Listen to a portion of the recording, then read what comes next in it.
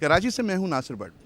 मुस्तफ़ा कत्ल केस में हमने ये देखा कि पुलिस ने एक मुलजिम और गिरफ़्तार किया, लेकिन वो मुलजिम कत्ल केस में नहीं था।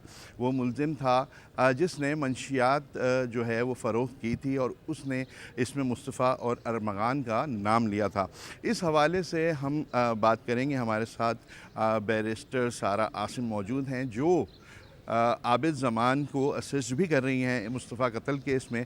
तो हम इस बारे में उनसे पूछ लेते हैं कि इस केस को ये किस नज़र से देख रहे हैं और इस केस से क्या ताल्लुक़ है। बैरिस्टर साहिबा, ये बताइएगा कि हमने देखा कि एक मारूफ़ अदाकार के साहबज़ादे को पुलिस गिरफ़्तार करती है और जब वो बयान देता है तो वो बयान में आपके जो क्लाइंट हैं उसका नाम भी लेता है और मकतूल का नाम भी लेता है। तो इस केस को किस एंगल से देख रहे हैं आप लोग? ये हमारा एंगल ये है कि वो उसका स्टेटमेंट है और स्टेटमेंट प्रूव होना है। खाली स्टेटमेंट देने से प्रूव नहीं हो जाता है, एविडेंस सामने आता है, फिर हमने क्रॉस एग्जामिन भी करना है, फिर हम देखेंगे कि केस जो है ना किस डायरेक्शन में जाता है। क्या आप इस केस को देखेंगे जो मंशियात का है, जिससे सिर्फ उसका बयान है जिसमें आपके क्लाइंट का जिक्र आ रहा है?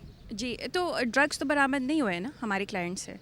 नहीं, और ड्रग घर तो से इनसे भी- बरामद हुए ना। हाँ हाँ, तो वो तो स्टेटमेंट दे रहा है ना अपना, जो अभी प्रूव नहीं हुआ वो कुछ भी बोल दे अपने स्टेटमेंट में, उसने तो प्रूव करना है ना एविडेंस से। नाज़रीन, आपने देखा कि बैरिस्टर सारा हमें ये बता रही थी कि सिर्फ़ और सिर्फ मुलजिम के बयान जो है उससे ये ज़ाहिर नहीं होता कि अरमगान जो है या मुस्तफ़ा हैं वो उससे ड्रग लिया करते थे। ड्रग अगर वो सप्लाई करता था, बहुत से लोगों को करता होगा, लेकिन जब ये मामला कोर्ट के सामने आएगा तो उसके बाद शवाहिद पेश किए जाएंगे और यकीनी तौर पर ये असिस्ट कर रहे हैं और ये आबिद ज़मान को भी असिस्ट कर रहे हैं। तो ये मामला भी वो लाजमी तौर पे देखेंगे जहाँ पर इनके क्लाइंट का नाम आ रहा है। तो हम देखेंगे कि इस केस में क्या पेशरफ्त होती है। जो साहिर हसन का केस है वो एक अलग मामला है, लेकिन उसका लिंक जो है सिर्फ़ और सिर्फ इतना सामने आया है कि अरमगान और मुस्तफ़ा, मकतूल मुस्तफ़ा और अरमगान को वो ड्रग सप्लाई करता था और लाखों रुपए की ड्रग ये लोग उससे लेते थे। लेकिन ये अभी